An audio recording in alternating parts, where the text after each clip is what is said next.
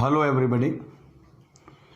Last લેક્ચરની અંદર આપણે ગુરુત્વાકર્ષી બળ જે છે એટલે કે ન્યૂટનના ગુરુત્વાકર્ષણનો સાર્વત્રિક નિયમ, સંપાતપણાના સિદ્ધાંત ઉપર આધારિત દાખલાઓની ચર્ચાઓ આપણે કરી અને સાથે સાથે આપણે ગુરુત્વ પ્રવેગના જે થિયરમ્સ છે એની પણ આપણે ચર્ચાઓ કરેલી. આજે આપણે એ જ પ્રકારનો ન્યૂટનના ગુરુત્વાકર્ષણનો જે સાર્વત્રિક નિયમ જે છે તે અને સંપાતપણાના સિદ્ધાંત પર આધારિત સૌપ્રથમ દાખલાની ચર્ચાઓ કરીએ અને ત્યાર પછી પૃથ્વીની સપાટીથી ઊંચાઈ અને ઊંડાઈ સાથે થતા જે ફેરફારો છે ગુરુત્વ પ્રવેગની અંદર એના પર આધારિત જે દાખલાઓ છે તેની પણ આપણે ચર્ચા કરીશું. તો સૌપ્રથમ સ્વાધ્યાયનો 8.12 દાખલો જોઈએ. તો પૃથ્વી પરથી એક રોકેટ સૂર્ય તરફ છોડવામાં આવે છે. પૃથ્વીના કેન્દ્રથી કેટલા અંતરે રોકેટ પરનું ગુરુત્વ બળ શૂન્ય બને. સૂર્યનું દળ આપેલું છે 2 × 1030 કિલોગ્રામ. પૃથ્વીનું દળ છે 6 × 1024 કિલોગ્રામ. બીજા જે ગ્રહો છે એ બીજા ગ્રહોની જે અસર છે તેને અવગણવા કીધું છે અને કક્ષીય ત્રિજ્યા 1.5 × 1011 મીટર છે.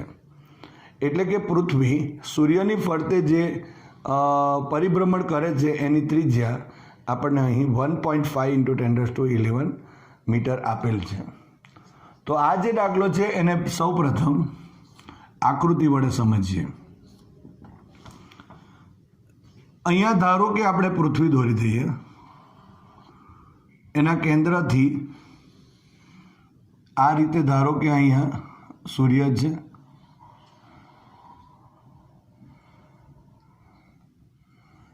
એના કેન્દ્ર સુધીનું અંતર એટલે આર આપેલું છે. આ આર આપેલું છે. અહીંયા small r is equal to 1.5 × 1011 metre થશે. અહીંયા આપણે લખી શકીએ અહીંયા પૃથ્વી છે,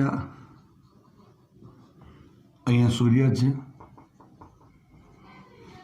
અને ધારો કે કોઈ એક રોકેટ કે જેનું દળ અહીંયા આપણે ધારો કે લખી દઈએ એ m જેટલું દળ છે.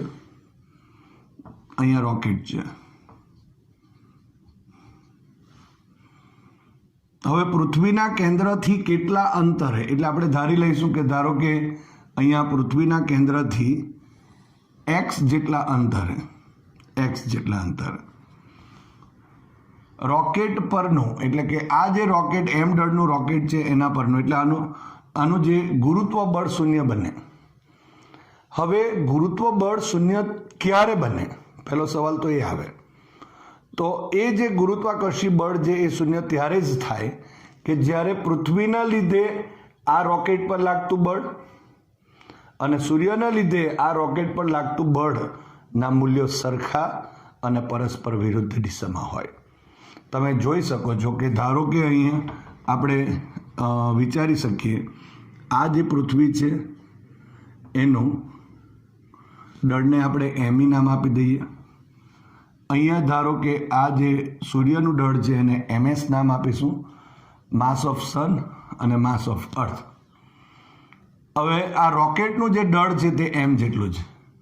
ધારો કે આ પૃથ્વીના કેન્દ્રથી x જેટલા અંતરે આ રોકેટ જે છે ત્યાં એનું પરિણામી ગુરુત્વાકર્ષી બળ શૂન્ય થાય છે. તો અહીંયાથી અહીંનું અંતર પહેલાં તો લેવું પડશે કારણ કે અહીંયા જો આપણે F1 નામ આપીએ તો અહીંયા F2 નામ આપવું પડશે.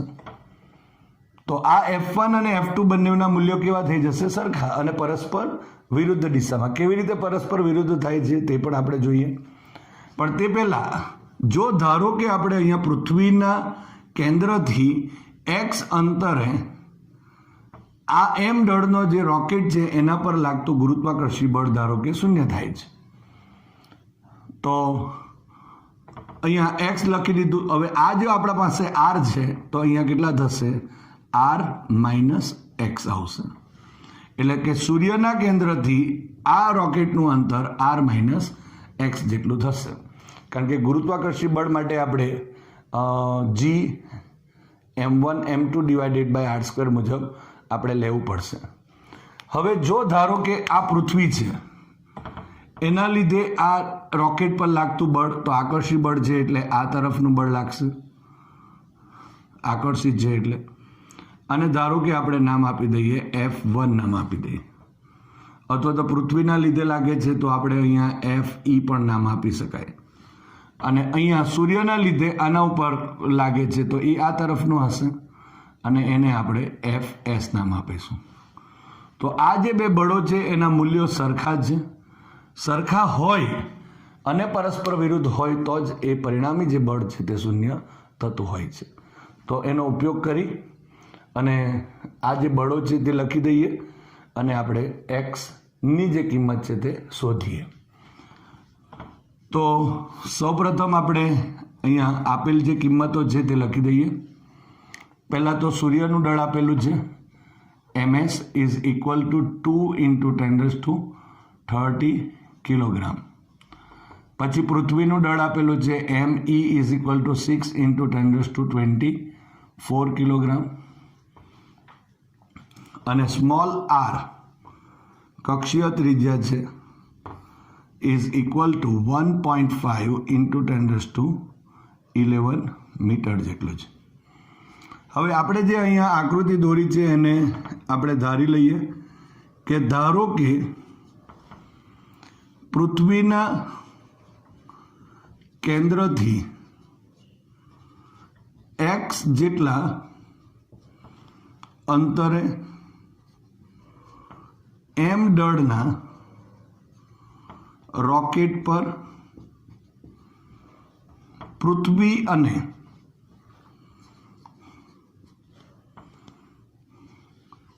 સૂર્ય વડે લાગતા ગુરુત્વાકર્ષી બળનું પરિણામી બળ શૂન્ય થાય છે.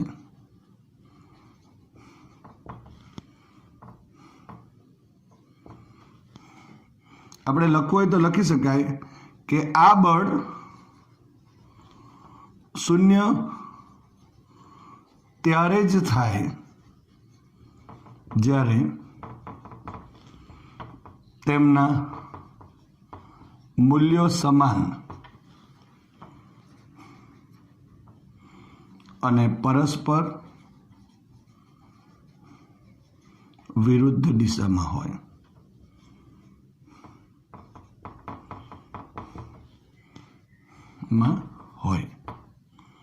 તો આ રીતે આપણે અહીં લખી શકાય. એટલે અહીંયા જે શૂન્યની વાતો આપેલી છે, પરિણામી બળ શૂન્ય થાય છે, તો અહીંયા FE is equal two FS આપણે લખી શકીએ. માટે અહીંયા FE is equal two FS થશે. એટલે આ જે મેઇન પોઈન્ટ થયો અહીંયા. હવે આની કિંમત મૂકી દઈએ તો me અને m વચ્ચેનું ગુરુત્વાકર્ષી બળ અને ms અને m વચ્ચેનું ગુરુત્વાકર્ષી બળ. તો અહીંયા પૃથ્વીના લીધે રોકેટ પર લાગતું ગુરુત્વાકર્ષી બળ એટલે g me m divided by બેની વચ્ચેનું ડિસ્ટન્સ એટલે આ x જેટલું હશે એટલે અહીંયા x² થશે ઇઝ ઇક્વલ ટુ GMS સૂર્યના લીધે આ રોકેટ પર લાગતું જે ગુરુત્વાકર્ષી બળ છે m અને અહીંયા r minus x whole square થશે. અહીંયા g અને m કેન્સલ માટે આ r માઇનસ એક્સનો વર્ગ જે છે તે આ તરફ લઈ આવું છું. અને divided by x square is equal to અહીંયા MS ડિવાઇડેડ બાય ME થશે. ઓકે, હવે આ જે કિંમત છે તે અહીંયા મૂકી દઈએ r minus x whole square divided by x square is equal to MS એટલે 2 × 10⁻30 કિલોગ્રામ અને ME એટલે 6 × 10⁻24 કિલોગ્રામ. એટલે અહીંયા જો આપણે લખીશું તો 3 આવશે, અહીંયા 3 × 6 થયા અને આ 10⁻24 ઉપર જશે એટલે -24 થયા. સો 10⁻30 -24 ઇઝ ઇક્વલ ટુ 6 આવશે. સો અહીંયા r minus x whole square divided by x square is equal to 10⁻6 divided by 3 થશે. હવે અહીંયા વર્ગમૂળ લઈ લો. So r minus x divided by x is equal to અહીં 10⁻3 થશે અને ડિવાઇડેડ બાય આ 3 છે એટલે √3 થવાનું. આનું વર્ગમૂળ લીધું એટલે આનું પણ વર્ગમૂળ લેવું પડશે એટલે 10⁻6 છે એના 10⁻3 થયા અને અહીંયા √3 થશે. સો અહીંયા આપણે જો લખવું હોય તો લખી શકાશે 1/√3 ની કિંમત લખીને ઇન્ટુ કરી નાખો તો બી કોઈ વાંધો નથી. r minus x divided by x is equal to હવે અહીંયા 1/ એટલે કે 1000 અને અથવા તો 10 ઓકે 10 અહીંયા લખી દઈએ 1.732. તો જે આન્સર મળશે એ 1000 divided by 1.732 એટલે અહીંયા સો r minus x by x is equal to 577.37 લખીશું. હવે આ x ને અહીંયા લઈ આવો તો અહીંયા શું મળશે r minus x is equal to 577.37 અને x થશે. આ રીતે આ x ને અહીંયા લખી દીધો. હવે આ x ફરી પાછું આ તરફ લઈ જઈશું. સો r is equal to અહીંયા 577.37 x અને પ્લસ એક્સ થશે. એટલે જો એક્સ જો આપણે અહીંયા કોમન લઈ લઈએ તો 577.37 પ્લસ 1 થવાનું. સો r ઇઝ ઇક્વલ ટુ સો અહીંયા જો આપણે લખીશું તો આ 578 થવાના એક પ્લસ કરીશું એટલે r ઇઝ ઇક્વલ ટુ અહીંયા એક્સ કૌંસમાં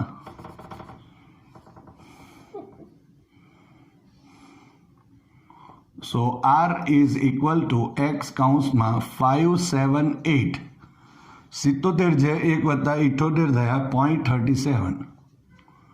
સો હવે એક્સ ઇઝ ઇક્વલ ટુ લખી દઈએ r બાય 578.37 થયા. સો ઇઝ ઇક્વલ ટુ અહીંયા 1.5 × 10⁻11 અને divided by 578.37. So is equal to આપણે કેલ્ક્યુલેશન કરી નાખીએ 1.5 divided by 578.37. So is equal to અહીં 0.0252935 ઇન્ટુ 10⁻11 થશે. હવે અહીંયા જો આપણે 1, 2 અને 3 લઈ લઈએ દશાંશ ચિહ્ન અહીંયા આ રીતે જો 3 સ્ટેપ આ તરફ જશે એટલે 2.5935 ઇન્ટુ 10⁻⁸ અહીંયા 8 થશે, કારણ કે 10⁻³ થવાના, એટલે 8 ને 3 11 થશે એટલે 8. તો આ જે જવાબ મળશે એ આ રીતે અહીંયા આટલા મીટર થયા. હવે જો કિલોમીટરમાં ફેરવવું હોય તો 10⁻³ પાછા આપણે લખવા પડશે. સો અહીંયા લખી શકાશે 2.5935 ઇન્ટુ અહીંયા 10⁻5 લખાશે ઇન્ટુ 10⁻³ મીટર થવાના. આ 5 અને આ 3 એટલે 8 થયા. હવે 10⁻³ metre is equal to 1 kilometre. So x is equal to 2.5935 into 10⁻5 kilometre થશે. તો આ રીતે આપણે અહીંયા કિલોમીટરમાં પણ મેળવી શકાય. આ આપણા પાસે મીટરમાં આન્સર છે.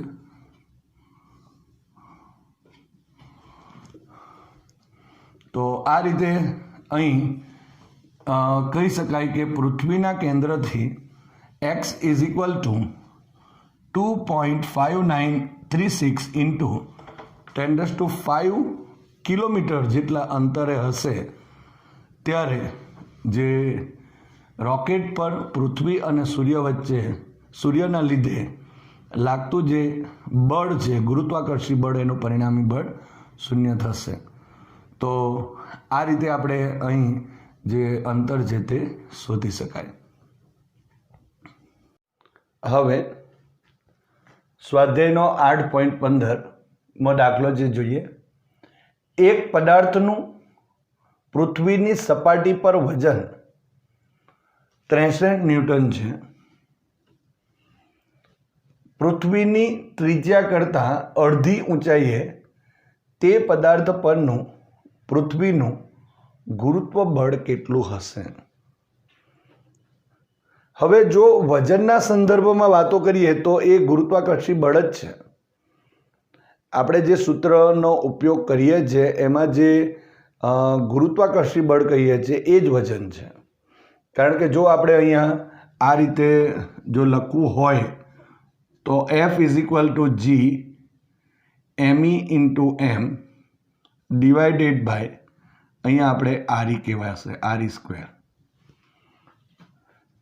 એટલે પૃથ્વીની જે સપાટી છે એ પૃથ્વીની સપાટી ઉપર ગુરુત્વ પ્રવેગનું મૂલ્ય આપણને ખબર છે. અને આપણે એ પણ જાણીએ છીએ કે અહીંયા G is equal to GME divided by RE square છે, જેની કિંમત આપણે 9.8 ઇન્ટુ 9.8 મીટર પર સેકન્ડ સ્ક્વેર જેટલું અથવા તો ઇઝ એપ્રોક્સિમેટલી ઇક્વલ ટુ 10 લઈએ છીએ.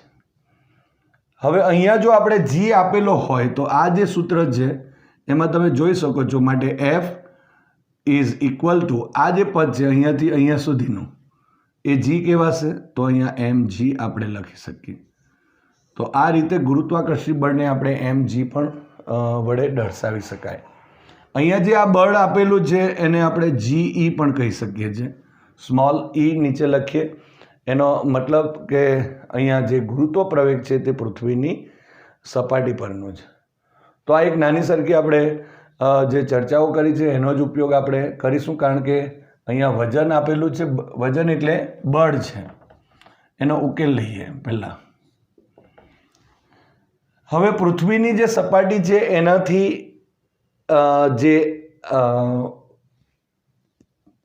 જે એની ત્રિજ્યા છે એના કરતાં અડધી ઊંચાઈએ છે. એટલે ધારો કે જો આપણે અહીંયા આકૃતિ દોરીએ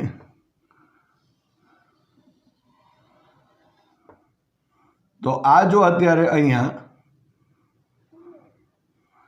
RE જેટલું જો એની ત્રિજ્યા હોય, આ જો પૃથ્વી લખી દઈએ, અહીંયા એનું દળ ME લખી દઈએ, તો એની જે હાઇટ છે તે એના કરતાં આટલી. તો અહીંયા H is equal two RE/2 આપેલું છે. પૃથ્વીની ત્રિજ્યા કરતાં અડધી ઊંચાઈએ. તો આ જગ્યા ઉપર આપણે વાતો કરવાની છે. અહીંયા બિંદુ P લખી દો.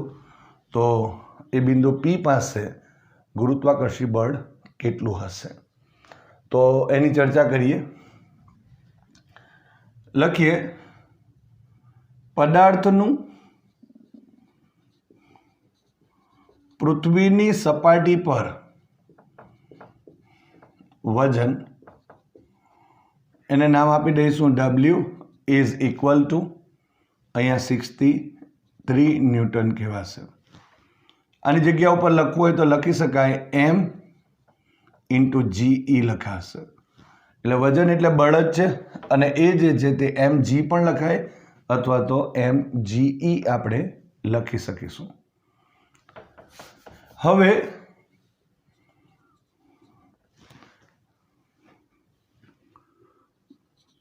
પૃથ્વીની સપાટીથી h ઊંચાઈએ ગુરુત્વ પ્રવેગ નું મૂલ્ય GH નામ આપી દો ઇઝ ઇક્વલ ટુ ઉપર GE નામ આપું છું divided by 1 plus h by RE થશે.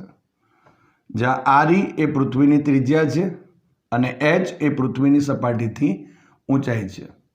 હવે અહીંયા h ઇઝ ઇક્વલ ટુ આપણે જોયું તે પ્રમાણે RE બાય 2 આપેલ છે, એ કિંમત અહીંયા એડ કરી દઈએ. સો અહીંયા GE કૌંસમાં 1 પ્લસ RE ડિવાઇડેડ બાય 2 અને આ RE તો છે તેમનું તેમ આ રીતે. સો RE અને RE કેન્સલ આઉટ થવાનું. સો અહીંયા GE કૌંસમાં 1 પ્લસ 1/2 અહીંયા બે લસાઓ લઈ લઈએ એટલે GE ડિવાઇડેડ બાય એટલે 2 પ્લસ 1 એટલે 3/2 થશે. હવે આ 2 ઉપર જશે. સો GH સોરી અહીંયા આપણે વર્ગ આવશે આ રીતે.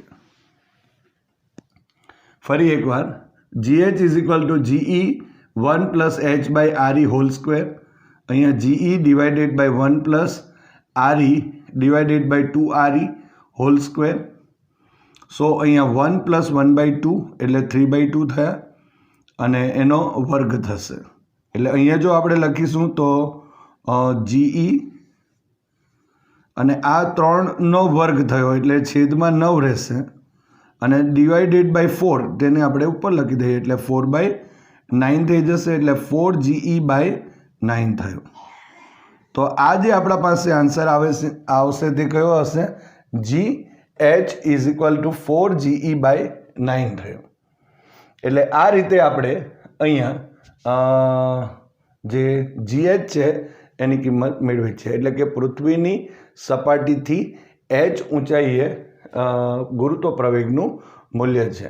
હવે એનું બીજું પણ એક આપણે સૂત્ર મેળવેલું છે અને એ સૂત્ર GH is equal to GE કૌંસમાં 1 minus 2h divided by RE છે. પણ એ સૂત્રનો ઉપયોગ આપણે ત્યારે જ કરી શકીએ કે જ્યારે h ઇઝ લેસ RE હોય.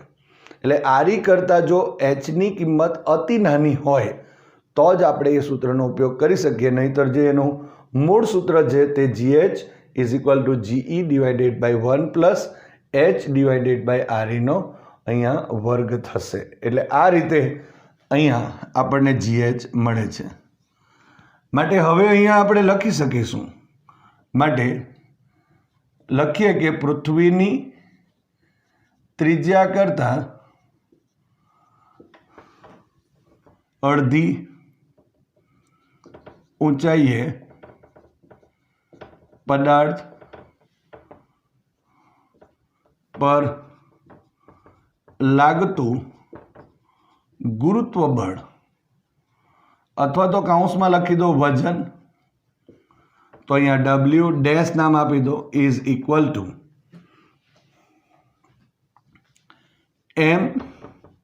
જે રીતે M ઇન્ટુ GE પણ લખી શકાય, અહીંયા M ઇન્ટુ GE લખાય તે જ પ્રમાણે અહીંયા h ઊંચાઈની વાતો આપેલી છે અહીંયાથી, તો એનો મતલબ M ઇન્ટુ GH લખાશે.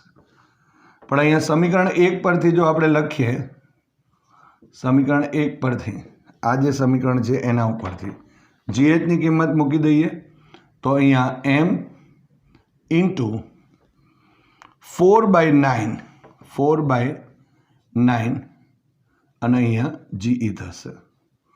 સો 4/9 ઇન્ટુ અહીંયા m ઇન્ટુ જીઈ થશે.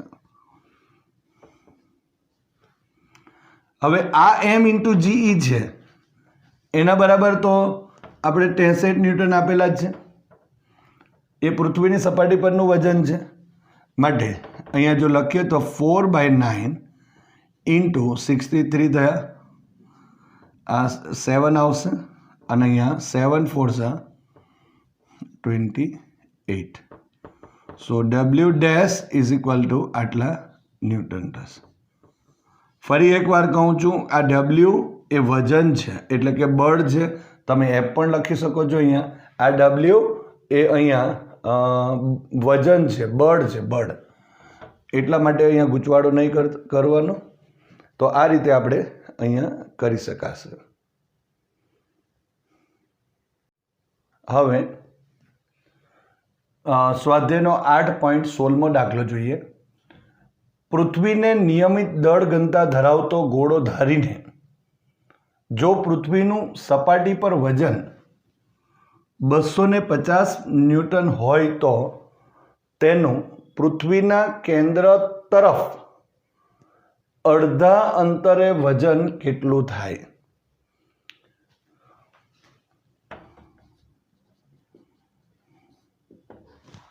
હવે અહીં આપણને જે આપેલ જે માહિતી છે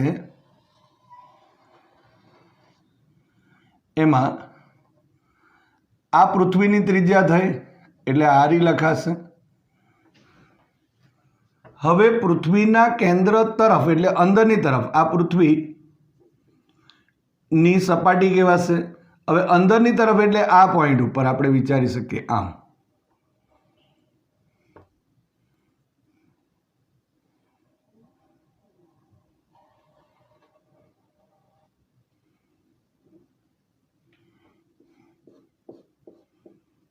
એટલે અહીંયા જો આપણે લખીએ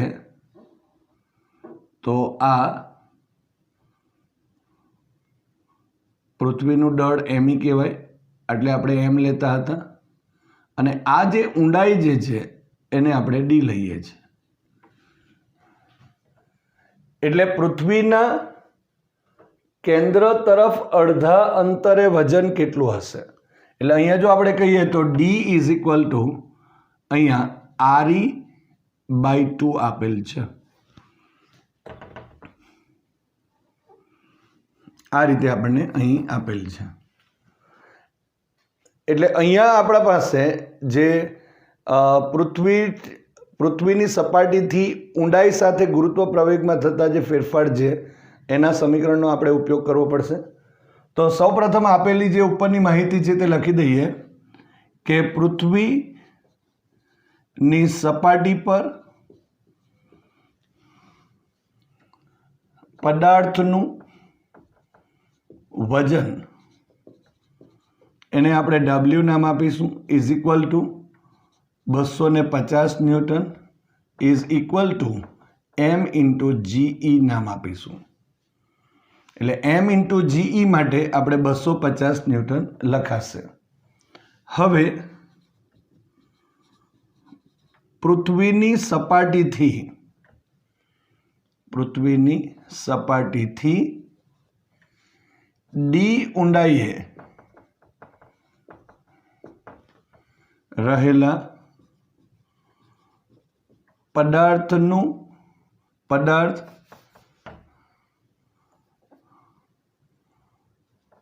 પાસે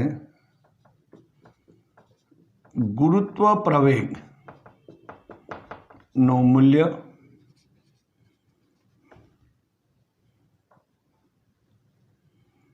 એને આપણે નામ આપીશું GD is equal to GE કૌંસમાં 1 - D/RE થશે. સો જીઈ કૌંસમાં 1 માઇનસ ડીની કિંમત આપેલી છે આરઈ ડિવાઇડેડ બાય 2 અને આ આરઈ તો છે જ. હવે આ આરઈ અને આરઈ કેન્સલ આઉટ થશે. સો અહીંયા જીઈ કૌંસમાં 1 માઇનસ 1/2 1 માઇનસ 1/2 એટલે 1/2 થયો. સો જીઈ કૌંસમાં 1/2. સો ઇઝ ઇક્વલ ટુ એટલે કે GD is equal to GE divided by 2 થશે. તો આને સમીકરણ નંબર 1 આપી દઈએ. તો આ રીતે પૃથ્વીની સપાટીથી ડી ઊંડાઈએ રહેલા પદાર્થ પાસે ગુરુત્વ પ્રવેગનું જે મૂલ્ય છે GD is equal to GE by 2 થશે. હવે જે આપણને વજન માંગેલું છે, ગુરુત્વ બળ કેટલું છે તે વજન માંગેલું છે, તો આપણે લખી દઈએ કે પૃથ્વીના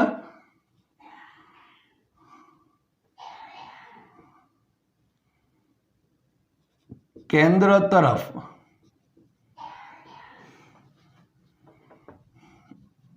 અડધા અંતરે, કૌંસમાં લખવું હોય તો લખી શકાય પૃથ્વીની સપાટીથી ડી ઊંડાઈએ પદાર્થનું વજન, એને ડબલ્યુ ડેશ નામ આપી દો. સો એમ ઇન્ટુ જીડી નામ અપાશે. હવે એમ જીડીની કિંમત આપણે અહીંયા લીધી છે જીઈ એમ જીઈ ડિવાઇડેડ બાય 2. અહીંયા કારણ આપી દો સમીકરણ નંબર 1 પરથી. હવે M into GE is equal to, તો અહીંયા ડબલ્યુ થયું એટલે કે 250 થયા ન્યૂટન, એટલે આ 250 newton divided by 2. So W dash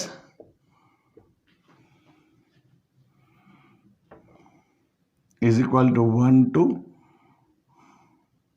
5 આટલા ન્યૂટન થશે. ફરી એકવાર અહીંયા પૃથ્વીની સપાટીથી ડી ઊંડાઈએ પદાર્થનું વજન W dash is equal two, આ વજન છે એટલે W dash is equal to 1 to 5 અહીંયા ન્યૂટન કહેવાય. અહીંયા આપણે કેપિટલ એફ પણ લખી શકીએ. તો આ રીતે જે ઊંચાઈ છે તે અને ઊંડાઈના સંદર્ભમાં ગુરુત્વ પ્રવેગ શોધી અને એના પરથી આપણે જે ગુરુત્વાકર્ષી જે બળ છે એનું મૂલ્ય પણ આપણે અહીં શોધી શકાય છે.